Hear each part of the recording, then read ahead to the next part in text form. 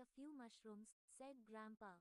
Of course, cried the widow, and sent the eldest children into the forest to collect the biggest, juiciest mushrooms, plants and berries. When they returned, everyone added just a few more ingredients, and then just a few more, and then a few more still, until they had made a pot of the most delicious-smelling stew that simmered and sizzled and sent sumptuous smells wafting around the little kitchen so that the children's bellies rumbled and their eyes grew wide with hunger. "When can we eat?" they asked. "When the soldiers have gone," said the widow, as she put a lid on the pot so that they would not be tempted by the wonderful smells. Just then there came a knocking at the door. It was 12 noon. "Sit down and sit still," the widow said to her children, "and hide the potato peelings so that we can use them to make our soup." The widow opened the door and invited the soldiers to come in and sit at the table in the little kitchen. The children watched as the soldiers took off their caps and sat in the chairs at the little table.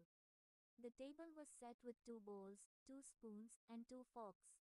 All eyes were on the soldiers as the widow carried the pot from the fire to the table. The fair-haired soldier took some rye bread from his pocket and tore off chunks to share with his friend as the pot was put in front of them. "What if they don't like it? What will they do?" The widow lifted the lid from the pot. The soldiers both stared in disbelief as she ladled the chunky potato broth into their bowls. "What is this, eh?"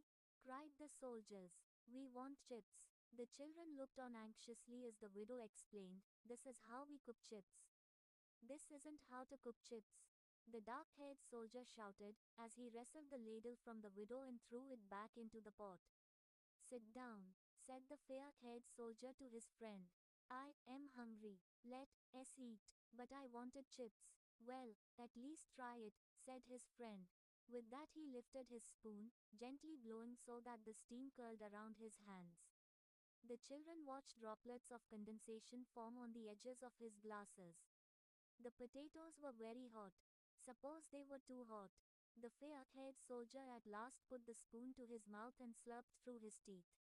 "Well?" asked the dark-haired soldier. The fair soldier spat the potatoes all over the table. "What is this, pigswill?" he shouted. The widow stepped back in case the soldier intended to hit her. The children cowered. The baby cried and was shushed by Grandma. "You re-feeding us food that is only fit for pigs," he said, his face twisted in anger. He got up from the table and hoisted his rifle across his shoulder, pulling the strap taut against his chest.